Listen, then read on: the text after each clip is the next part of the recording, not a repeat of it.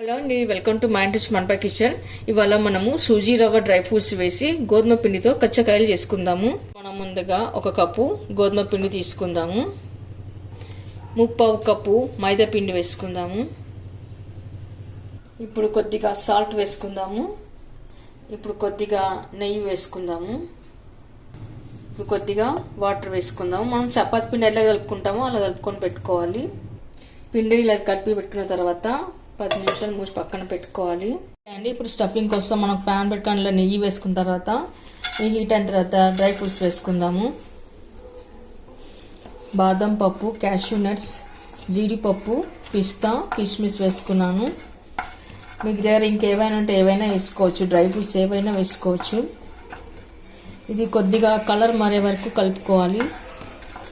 ఇప్పుడు మనం వేరే ప్లేట్లోకి తీసుకుందాము. ఇప్పుడు అదే కడాయిలో మనము 1 కప్పు దాకా సూజీ రవ్వ వేసుకుందాము. ఇప్పుడు మనం సూజీ రవ్వను మంచి స్మెల్ వచ్చే వరకు కలుపుకోవాలి. నెయ్యి వేసుకుందాము. ఇప్పుడు రవ్వ కొద్దిగా కలర్ మారి మంచి స్మెల్ వచ్చే వరకు కలుపుకొని బంద్ చేసుకోవాలి. ఇప్పుడు మనం వేయించి పెట్టుకున్న డ్రై ఫ్రూట్స్ వేసుకుందాము.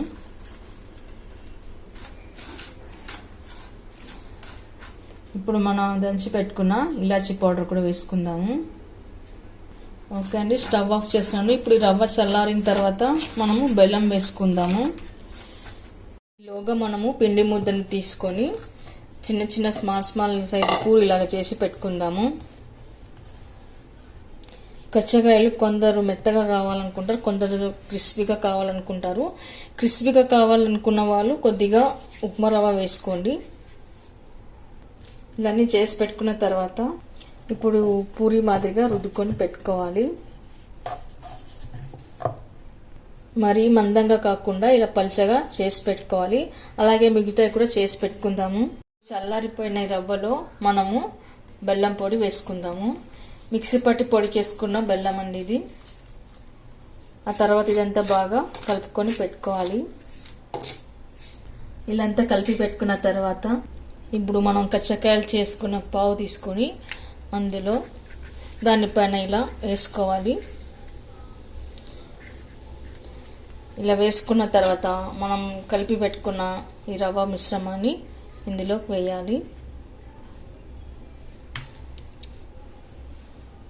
ఇందులోకి ఇలా వేసి పెట్టుకున్న తర్వాత మనం వాటర్ తడి తీసుకొని అంచులు ఊడిపోకుండా ఇలా అంటించుకోవాలి.